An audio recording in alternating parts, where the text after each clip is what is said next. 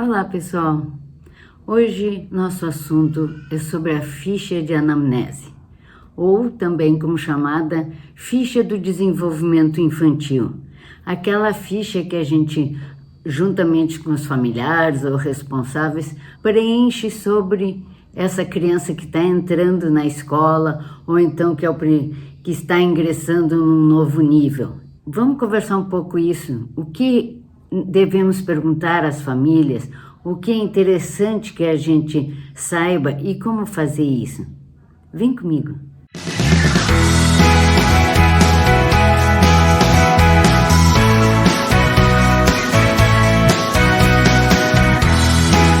Nosso assunto de hoje, então, é ficha de anamnese ou de desenvolvimento infantil. Essa ficha é preenchida durante uma entrevista, em que o psicólogo escolar, a orientadora educacional, acolhe os pais nesse primeiro momento, depois da matrícula, para conversar sobre esse aluno que está ingressando na escola. Quem é essa criança? Que percepção os pais têm dela?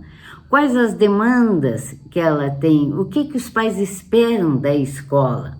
Então é mais ou menos nessa linha que se dá essa primeira entrevista. Mas vejam, a ficha deve registrar o que os pais nos trazem, registrar o que é necessário, porque isso fica ou armazenado numa pasta da criança, física ou no computador, e que muitas pessoas podem às vezes ter acesso, e nós temos que cuidar com quem tem acesso a essa ficha. Geralmente fica sob os cuidados do Serviço de Orientação Educacional. Do mesmo jeito, é indicado a gente anotar só o necessário.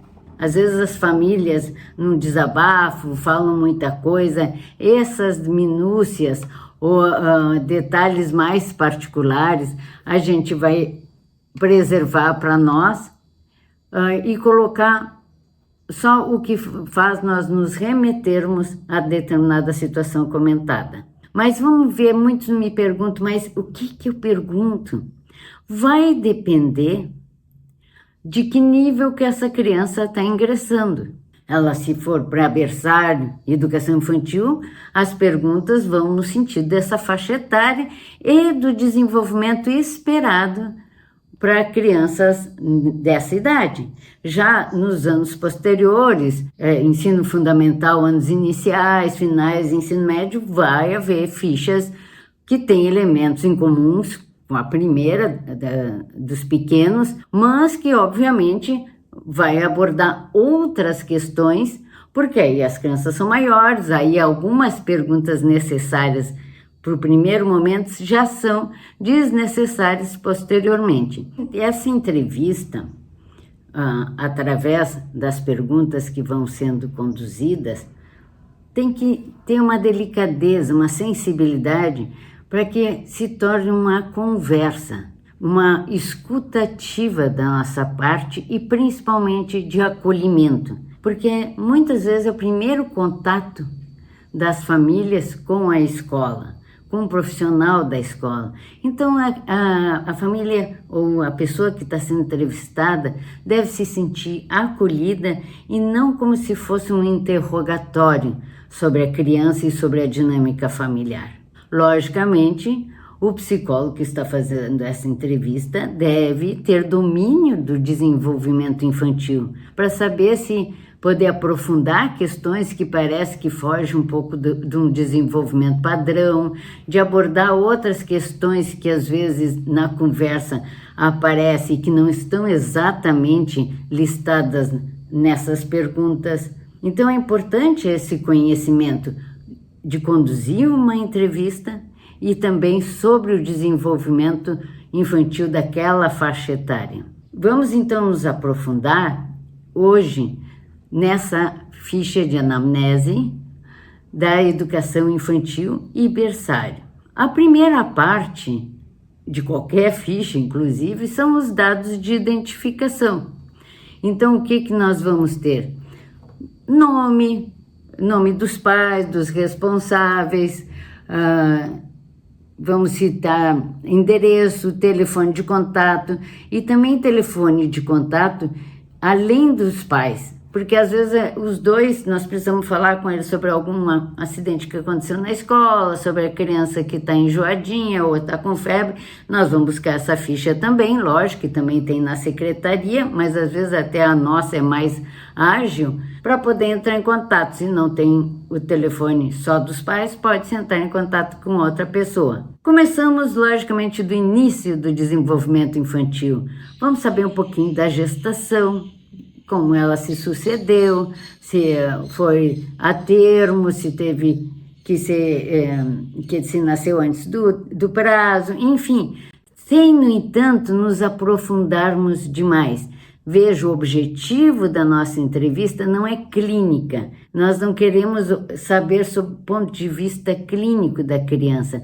Nós queremos respostas que possam ajudar no processo de aprendizagem e socialização da criança. Por isso, nós vamos centrar mais nesses quesitos. Então, sabemos algo sobre a gestação. Obviamente, se aparecem complicações, a gente vai perguntar o que essas complicações podem se manifestar ou podem ter deixado sequelas no desenvolvimento infantil. Senão, a gente já passa para a seguinte, que é, enfim, os primeiros dias, os primeiros meses. Vamos falar do holding da criança, lembrando o Winnicott, né? Como é que foi esse vínculo com a mãe ficou em casa, o pai estava junto, o pai também participou desse holding, o que mais? Então, conversar um pouquinho sobre a amamentação, sobre objetos transicional, isso para nós, para crianças pequenas, é importante. Ela usa a chupeta, ela tem um paninho, como é que ela lida com isso? É necessário, ela já vai, dependendo da faixa etária, vejam, de 0 até 5 anos, são 5 anos, mas a gente sabe o quanto a criança desenvolve. Então, se a entrevista é para uma criança de 5 anos, talvez ela já não use mais, provavelmente já não utiliza mais a chupeta, ou não. Então, isso é importante nós sabermos, porque essa criança pode ser que traga para a escola, pode ser que ainda necessite disso na fase de adaptação, ou então para o soninho dentro da escola. Vamos conversar.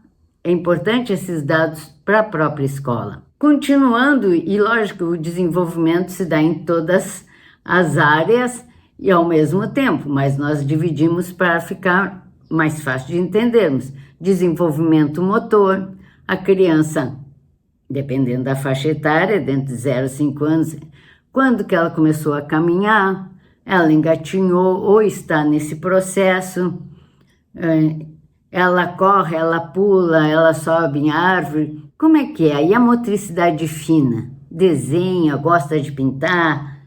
Explorar nesse sentido, porque isso tem a ver, de novo, com a aprendizagem. A linguagem provavelmente está sendo estruturada, ela tem troca de fonemas, ela ainda está no começo, ela gagueja. Lembrem que tem fase de gagueira dentro do esperado. Então aí nós temos que diferenciar a normalidade da patologia. Mais adiante a gente também tem que ver como que a criança tem o seu sono. Ela também, crianças pequenas dormem na escola, aquele soninho após o almoço. Ela dorme bem, ela dorme em quarto sozinha, dorme com os pais. E o que interessa para nós de escola se a criança dorme com os pais ou não? Não vai dormir na escola com os pais, então não precisa perguntar.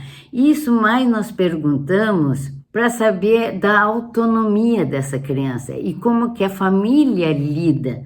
Ela vê a criança como pequenininha, é uma pena deixar ela lá chorando, o pai sai da cama e vai dormir em outro lugar para ficar melhor com a mãe. Então nós vamos também nessa conversa, por isso que é uma conversa, os pais vão trazendo e nós vamos captando outros elementos. E aí entraria a autonomia dessa criança, lógico, dependendo da faixa etária.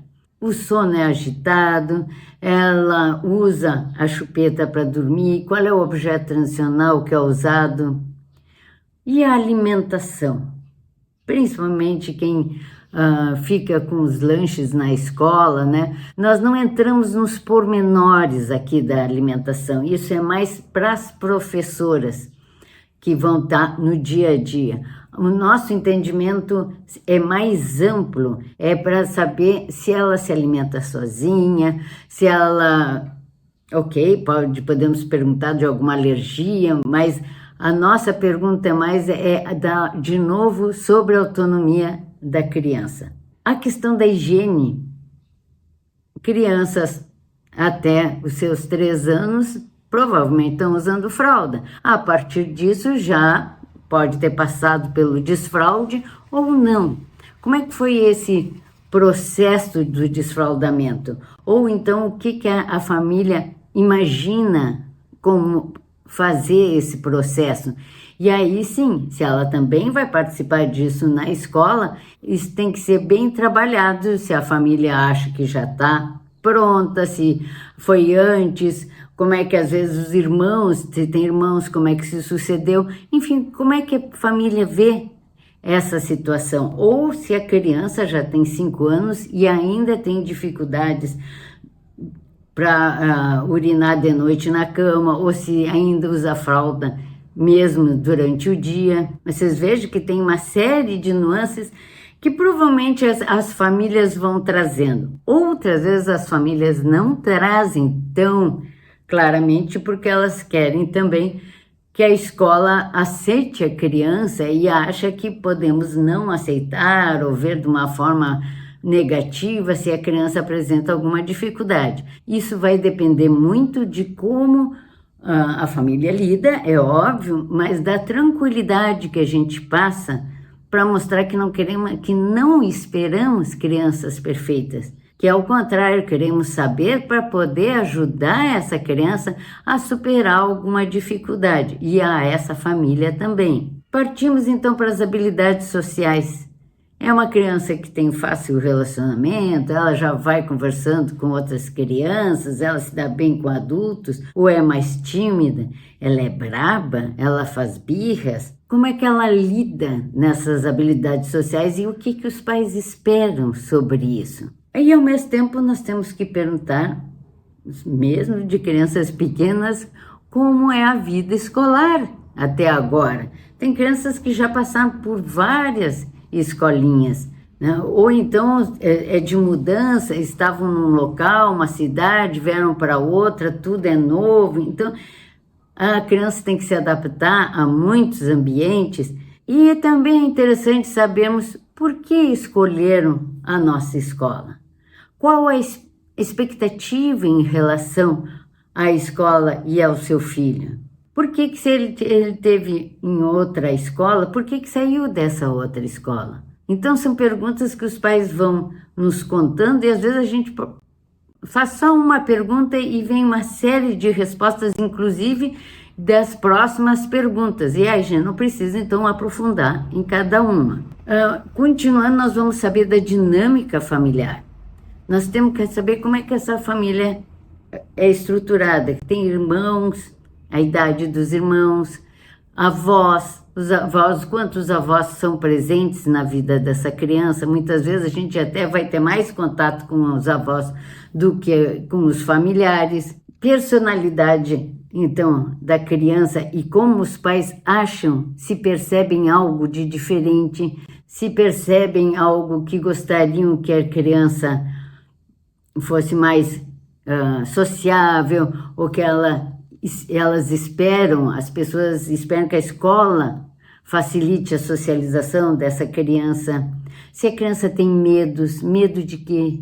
De barulho, medo escuro, medo de muitas pessoas, medo que a toquem. Então, a dinâmica então familiar junto com essa personalidade da criança, se os pais são separados, se é uma relação homoafetiva, como é que lidam com situações, se o casal já recasou, tem irmãos de outros casamentos, como que funciona essa dinâmica. E acho que para concluir, temos que colocar experiências diversas.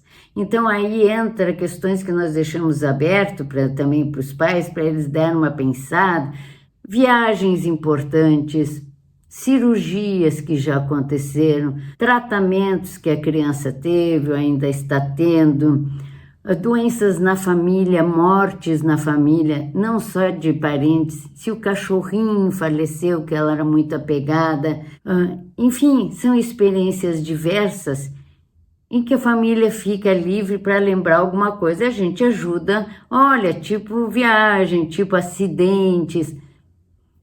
E um último item eu colocaria como, depois dessa conversa, que percepção eu tive dessa família e que percepção eu tive dessa entrevista. Se eu senti que ela fluiu tranquilamente, se eu senti que os pais estão mais ansiosos com a escola, com a adaptação, ou se eu senti também algumas reservas, algumas reticências. É importante a gente refletir sobre essa sensação.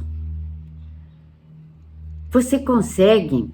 Muitos me pedem, mas tu tens um modelo de ficha? Sim, essa que eu falei para vocês agora. Se vocês acessarem o site do CAP, www.cappsi.com.br, vão no blog e eu coloquei essa ficha lá com percepções que talvez ajudem vocês. É só depois copiar. Agora não se esqueça, clique para se inscrever no nosso canal e eu te vejo a próxima vez. Tchau!